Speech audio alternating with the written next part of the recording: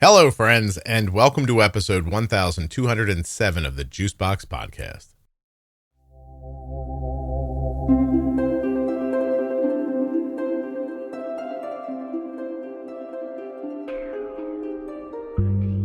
Today on Defining Diabetes, Jenny Smith and I are going to define Amylin and Symlin.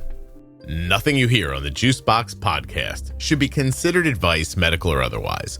Always consult a physician before making any changes to your healthcare plan. When you place your first order for AG1 with my link, you'll get 5 free travel packs and a free year supply of vitamin D. Drink ag1.com/juicebox. If you have type 1 diabetes or are the caregiver of someone with type 1 and a U.S. resident, please go to t1dexchange.org/juicebox and complete the survey. Your answers will help to move type 1 diabetes research forward, and it may help you too. t1dexchange.org/juicebox. If you're living with diabetes or are the caregiver of someone who is, and you're looking for an online community of supportive people who understand, check out the Juicebox Podcast private Facebook group, Juicebox Podcast Type 1 Diabetes. There are now 50,000 members who are sharing stories and ideas. Go check out this amazing private and free Facebook group. Today's episode is sponsored by Medtronic Diabetes, a company that's bringing people together to redefine what it means to live with diabetes. Later in this episode, I'll be speaking with Jalen. He was diagnosed with type 1 diabetes at 14. He's 29 now. He's going to tell you a little bit about his story. And then later at the end of this episode, you can hear my entire conversation with Jalen. To hear more stories with Medtronic Champions, go to medtronicdiabetes.com/juicebox or search the hashtag Medtronic Champion on your favorite social media platform. Why don't we move right to, let's do Amylin and Symlin now. Symlin? It's Amylin, Symlin. Am I saying it right? Or Amylin? So it's a good question. So it's Amylin, that's how you say it, and Symlin. Okay. And Amylin is actually truly the hormone that comes from your own body. In fact, it actually is sort of co-secreted along with insulin from the beta cells. Okay. Symlin is the analog version that you can take as an injection to combat the loss of the amylin. Am I right to say that that's, if you use Symlin, it's 3 times a day? In a way, yeah. It's mealtime specific. Okay. So it's not like some of our longer acting injectables we have now that you take them once a week or even once a day or whatever. Symlin is specific for a couple of really good reasons. One, it helps to slow gastric emptying. Mm-hmm. It provides satiety. And the other thing that it does, it helps to sort of suppress or reduce glucagon release in the aftermath of a meal, where it can increase and create a rise in blood sugar, right? And so these are the biggest reasons that amylin essentially is released. It's in response to a meal and caloric intake. So if somebody with diabetes, type 1 diabetes especially, it is also used in type 2 diabetes, mainly from sort of a loss of insulin sensitivity. And so then those pancreatic beta cells kind of get taxed. And so somebody could benefit with type 2 using Symlin as well. But mostly it's type 1. In fact, I think it was the first specifically type 1 non-insulin medicine, which is interesting.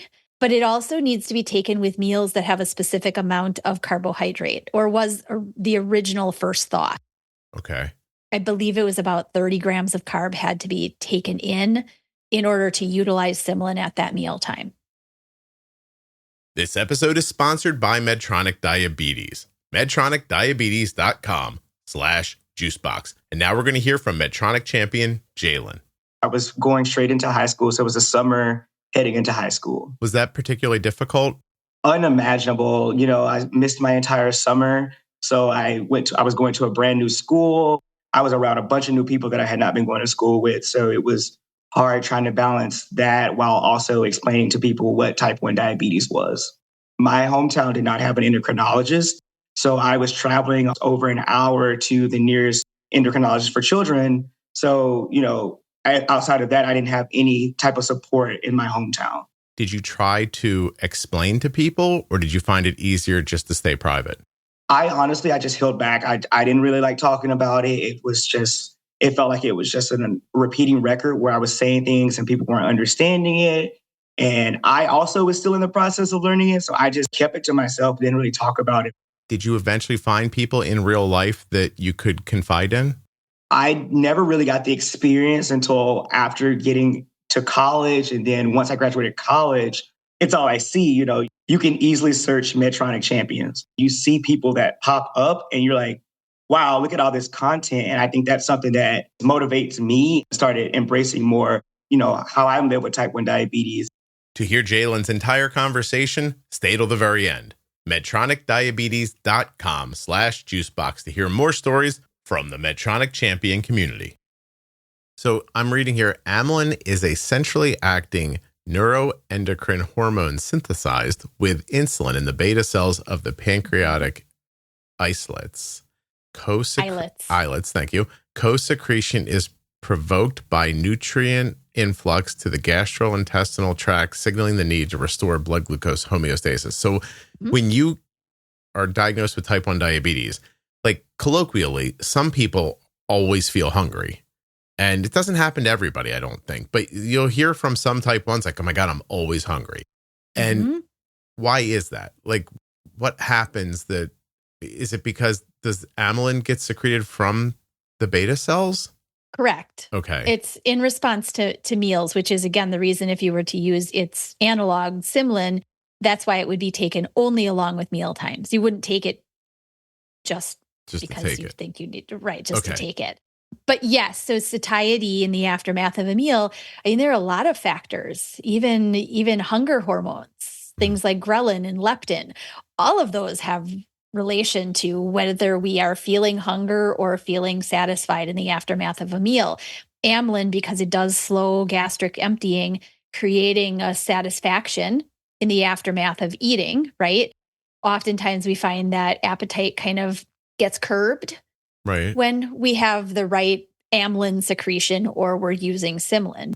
Now, most people say, well, then why are we not prescribed both of these at the same time at diagnosis, right? And I will tell you that Symlin is a finicky hormone to work with. There are some baseline sort of use strategies.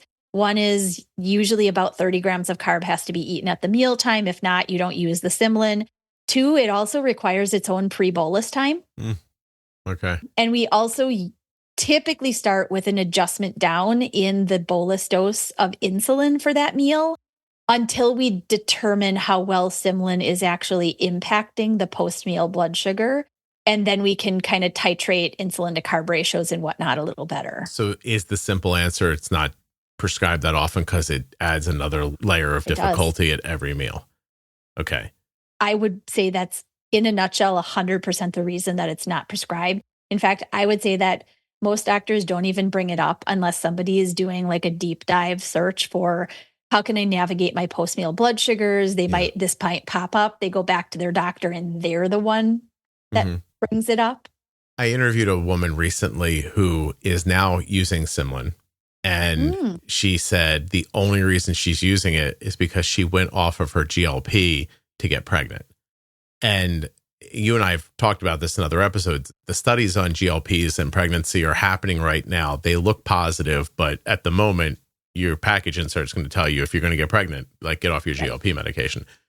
After she told me this, she waxed poetically for 5 minutes about how much a GLP is helping her. And she said, it's not about weight. She's a fit person. It's not about insulin sensitivity. She's already plenty sensitive to her insulin. She said, it is fully because I am hungry constantly. And she's like, and this stopped that. And so she was sad to have to stop it.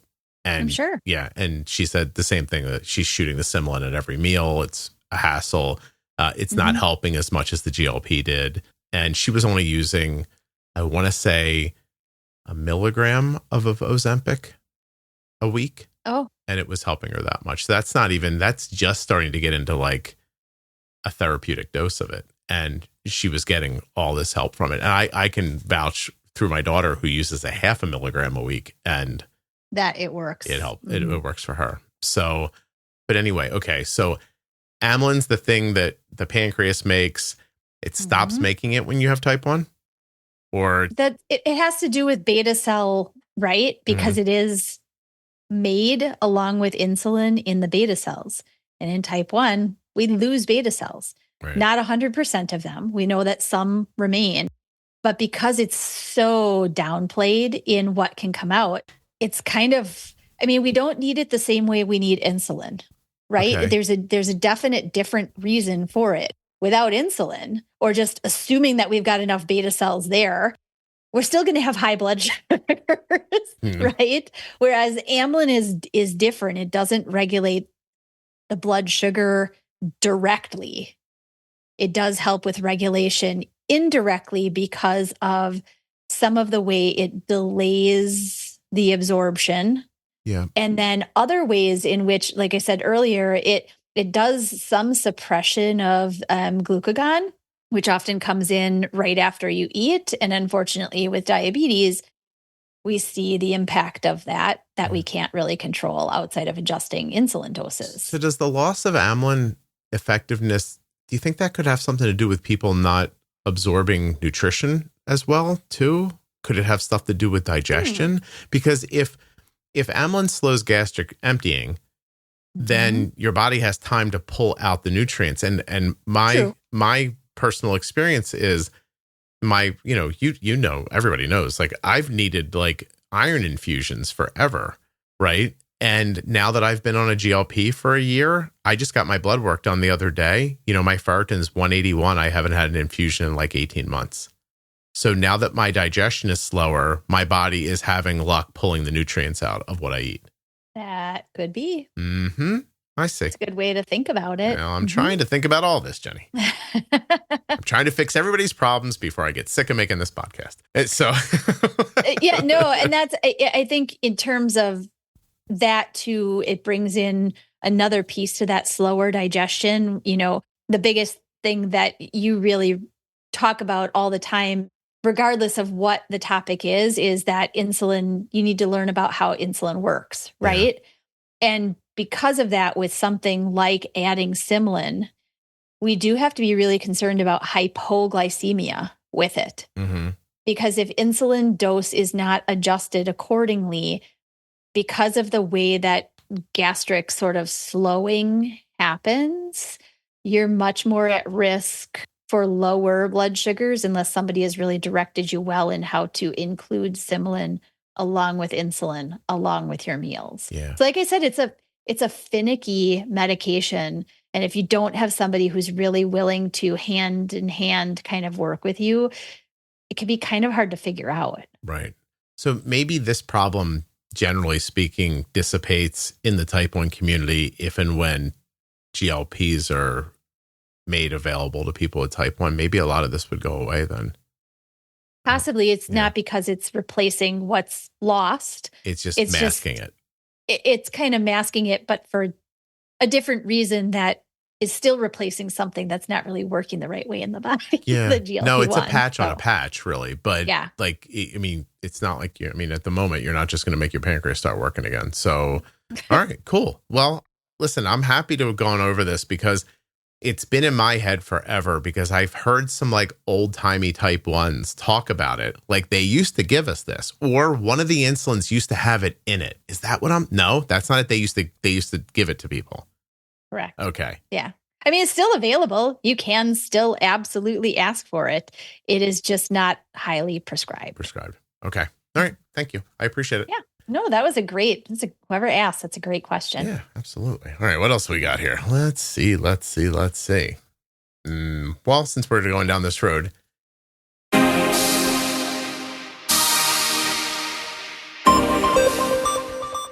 Jalen is an incredible example of what so many experience living with diabetes. You show up for yourself and others every day, never letting diabetes define you. And that is what the Medtronic Champion community is all about. Each of us is strong, and together we're even stronger. To hear more stories from the Medtronic Champion community or to share your own story, visit medtronicdiabetes.com/juicebox and look out online for the hashtag Medtronic Champion. Thank you so much for listening. I hope you enjoy my full conversation with Jalen coming up in just a moment. A diabetes diagnosis comes with a lot of new terms, and you're not going to understand most of them. That's why we made Defining Diabetes. Go to juiceboxpodcast.com, up into the menu, and click on Defining Diabetes to find the series that will tell you what all of those words mean. Short, fun, and informative, that's Defining Diabetes. The Diabetes Variables series from the Juicebox Podcast goes over all the little things that affect your diabetes that you might not think about. From travel and exercise to hydration and even trampolines. Juiceboxpodcast.com. Go up in the menu and click on Diabetes Variables. If you're living with type 1 diabetes, the After Dark collection from the Juicebox Podcast is the only place to hear the stories that no one else talks about. From drugs to depression, self-harm, trauma, addiction, and so much more. Go to juiceboxpodcast.com, up in the menu, and click on After Dark. There you'll see a full list of all of the After Dark episodes. If you're not already subscribed or following in your favorite audio app, please take the time now to do that. It really helps the show. And get those automatic downloads set up so you never miss an episode. Thank you so much for listening. I'll be back very soon with another episode of the Juicebox Podcast. The episode you just heard was professionally edited by Wrong Way Recording. WrongWayRecording.com. Thanks for hanging out until the end. Now you're going to hear my entire conversation with Jalen. Don't forget medtronicdiabetes.com/juicebox or the hashtag Medtronic Champion on your favorite social media platform. My name is Jalen Mayfield. I am 29 years old. I live in Milwaukee, Wisconsin, where I am originally from Waynesboro, Mississippi. So I've kind of traveled all over. I've just landed here in the Midwest and haven't left since. Nice. How old were you when you were diagnosed with type 1 diabetes? I was 14 years old when I was diagnosed with type 1 diabetes. 15 years ago. Wow. Yes. Okay. 14 years old. What are you like? Do you remember what grade you were in? I actually do, because we have like an 8th grade promotion. So I had just had 8th grade promotion. So I was going straight into high school. So it was a summer heading into high school. Was that particularly difficult going into high school with this new thing? It was unimaginable. I missed my entire summer. So I was going to a brand new school with, our community. We brought 3 different schools together. So I was around a bunch of new people that I had not been going to school with. So it was hard trying to balance that while also explaining to people what type 1 diabetes was. Did you even know, or were you just learning at the same time? I honestly was learning at the same time. My hometown did not have an endocrinologist. So I was traveling almost over an hour to the nearest, pediatrician, like endocrinologist for children. So, outside of that, I didn't have any type of support in my hometown. Was there any expectation of diabetes? Does somebody else in your family have type 1? No, I was the first one to have type 1 in my family. And do you have children now?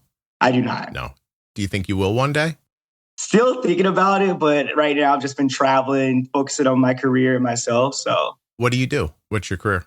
Yeah, so I am a marketing leasing specialist for a student housing company. So we oversee about 90 properties throughout the U.S. So I've been working for them for about 8 years now. And you get to travel a lot in that job?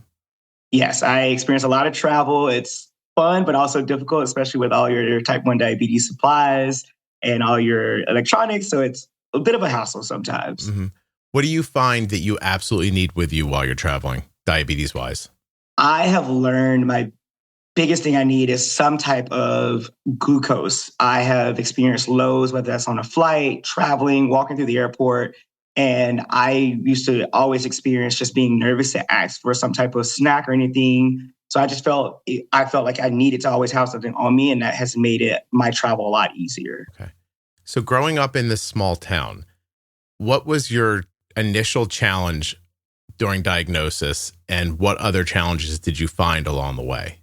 Yeah, I think the initial one, I felt isolated. I had no one to talk to that it was experiencing what I was going through.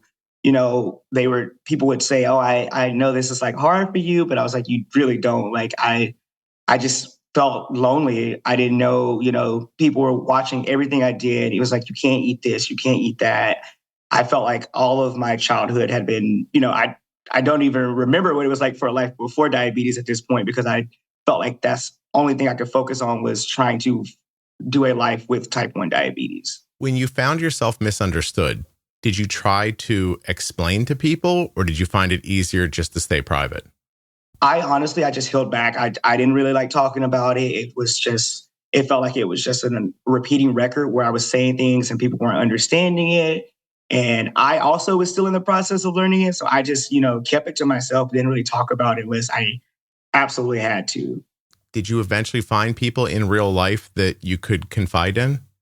I think I never really got the experience until after getting to college. And then once I graduated college and moving to an even bigger town, that's where I finally found those people where I was like, okay, there's a lot of other people that have type 1 diabetes. And, there's a community out there which I had never experienced before.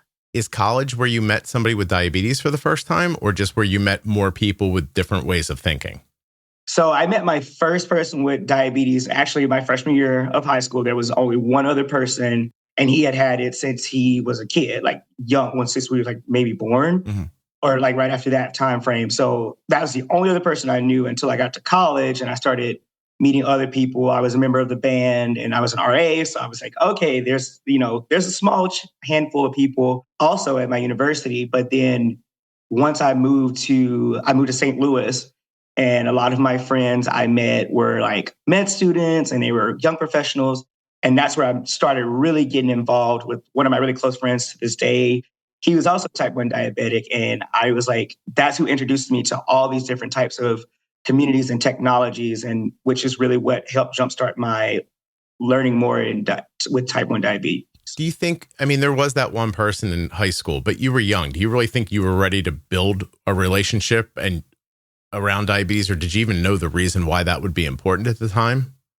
I didn't. I honestly didn't think about it. I just was like, oh, there's another person in my class that's kind of going through the same thing as I am, but they've also had it a lot longer than I have. So they kind of got it down. They don't really talk about it. And I was like, well, I don't really have much to connect with them. Connect with them on. Yeah. No. So now once your world expands as far as different people, different backgrounds, different places in college, you see the need to connect in real life, but there's still only a few people, but there's still value in that, right? Correct. What do you think that value was at the time? I think it was just making me feel like I was just a normal person. I just wanted that. And I needed to know that there was other people out there with type 1 diabetes experiencing the same type of, thoughts that I was having. When were you first introduced to the Medtronic Champions community? Yeah. So about 2 years ago, I was, becoming more, I was looking around and I stumbled upon the Medtronic community and I was like, this is something I really, really, I kind of need. I said, all throughout these years, I was, afraid to show my pump. I would wear long sleeves, didn't want people to see my CGMs because I didn't want people to ask me questions. And, I just felt so uncomfortable. And then I noticed seeing these people really in the Medtronic community, they embraced it. You could see them. They weren't afraid to show it. And that was something I was really looking forward to. How is it knowing that your diabetes technology is such an important part of your health and your care and having to hide it? What did it feel like to have to hide that diabetes technology, and how did it feel to be able to kind of let it go? I refused to go anywhere. I would run to the bathroom. I just didn't want to do it in public because I felt like people were watching me. And that was just one of the hardest things I was trying to overcome. I was fresh out of college, going into the young professional world. So, going out on work events and things like that, I just didn't think to have it out because I was so afraid. But then once I did start, embracing it and showing it, that's when the curiosity came. And it was actually genuine questions and people wanting to know more about the equipment that I'm on and how does this work and what does this mean and things like that, which it kind of inspired me because I was like, okay, people actually do want to understand what I'm experiencing with type 1 diabetes. What did you experience when the internet came into play and now suddenly as easy as a hashtag and you can meet all these other people who are living with diabetes as well? Can you tell me how that is either different or valuable, I guess, compared to meeting a few people in real life? Absolutely. I think if you look back from when I was first diagnosed to now, I would have never thought of searching anything for someone with type 1 diabetes. And now it's like, it's all I see. You can easily search Medtronic Champions and you see people that pop up and you're like, wow, look at all this content. And I think that's something that kind of just motivates me, and which is how I've kind of came out of my shell and started embracing more and posting more on my social media about how I live with type 1 diabetes. And I think that's something that I hope can inspire everyone else. What was it like having more personal, intimate relationships in college with type 1? I think it was kind of hard to explain, just for example, no one really understands what a low is. And I think that was a very hard thing for me to explain. It can happen in any moment and I'm sweating. I'm just really not all there. And I'm trying to explain hey, this is what's going on. I need your help. And I think that was something that was hard for me to, I did talk to people about it. So when this happened, they were like, oh, what's going on with you? I'm like, I'm actually a type 1 diabetic. Yeah. This is what's going on. I need your help. What about once you've had an experience like that in front of someone, was it always bonding, or did it ever have people kind of step back and be maybe more, leery of your relationship? After I would tell someone I had type 1 diabetes after some type of event or anything, they were kind of more upset with me that I didn't tell them up front, because they were like, I care about you as a person. I would have loved to know this about you. It's not anything you should have to hide from me. And I think that was a lot of the realization that I was going through with a lot of people. Okay. Let me ask you this. So now we talked about what it was like to be low and to have that more kind of emergent situation. But what about when your blood sugar's been high or stubborn and you're not thinking correctly, but it's not as obvious, maybe to you or to them? Yeah. So I go through my same experiences when I have high blood sugars. I can tell, from my coworkers, for example, I didn't really talk to, I'll backtrack. When I visit multiple sites for work, I usually don't announce it. And so sometimes I'm working throughout the day. I might have snacked, forgot to take some insulin, and my blood sugar is running high. And I'm a little bit more irritable. I'm all over the place. And I'm like, let me stop. Hey, guys, I need to take some insulin. I'm sorry, I didn't tell you guys I'm a diabetic. So you may be wondering why I'm kind of just a little bit snippy. So I like to make sure I do that now going forward, because that's something I noticed, and it was kind of hindering me in my career because I was, getting irritable because I'm working nonstop and I'm forgetting to take a step back and focus on my diabetes. Right. Hey, with the advent of new technology like Medtronic CGM and other diabetes technology, can you tell me how that's improved your life and those interactions with people? Yeah, I can. I feel confident knowing that it's working in the background. As someone, and I've always adamantly said it, I have been someone that's really bad with counting my carbs. So sometimes I kind of undershoot it because I'm scared, but it allows me to just know that, hey, it's got my back if I forget something. And I think that allows me to have a quick lunch, and then I'm able to get back into the work day, because it's such a fast-paced industry that I work in. So sometimes it is easy to forget. And so I love that I have that system that's keeping track of everything for me. Let me ask you one last question. When you have interactions online with other people who have type 1 diabetes, what social media do you find the most valuable for you personally? What platforms do you see the most people and have the most good interactions on? Yeah, I've had tremendous interactions on Instagram. That's where I've kind of seen a lot of other diabetics reach out to me and ask me questions. I've commented like, hey, you're experiencing this too. But I've recently also been seeing TikToks and, finding on that side of it. I didn't, see the videos and the fun videos. And I'm like, I would love to do stuff like that, but I just never have the courage. So I'm seeing people make just the fun engagement videos now, which I love, really bringing that awareness to diabetes. Yeah. Isn't it interesting? Maybe you don't know this, but there's some sort of an age cutoff somewhere where there is an entire world of people with type 1 diabetes existing on Facebook that don't go into TikTok or Instagram and vice versa. Yeah. And I do think it's pretty broken down by, when that platform was most popular for those people by age. But your younger people, I'm acting like I'm 100 years old, but younger people seem to enjoy video more. Yes, I think it's just because it's something you see. And so it's like, And I think the one thing, and obviously it's a big stereotype around diabetes, is you don't look like you have diabetes. And that's something I always faced. And so when I see other people that are just, normal, everyday people, and I'm like, they have type 1 diabetes just like me. They're literally living their life, having fun. That's just something you want to see it, because you don't get to see people living their everyday lives with diabetes. And I think that's something I've really enjoyed. Yeah. What are your health goals? When you go to the endocrinologist and you make a plan for the next few months, what are you hoping to achieve, and where do you struggle and where do you see your successes? I'll be honest, I was not someone who was as, involved in my diabetes. I wasn't really focused on my health. And that was something that, you go into an endocrinologist and you get these results back and it's not what you want to hear. It makes you nervous. It makes you scared. And so I personally, for myself, I was like, this is my chance to change. I know there's people that are living just like me, everyday lives, and they can keep their A1Cs and their blood sugars under control. How can I do this? So I go in with, I would like to see it down a certain number of points each time. I would love for my doctor to be like, hey, I see you're entering your carbs. I see you're not having lows.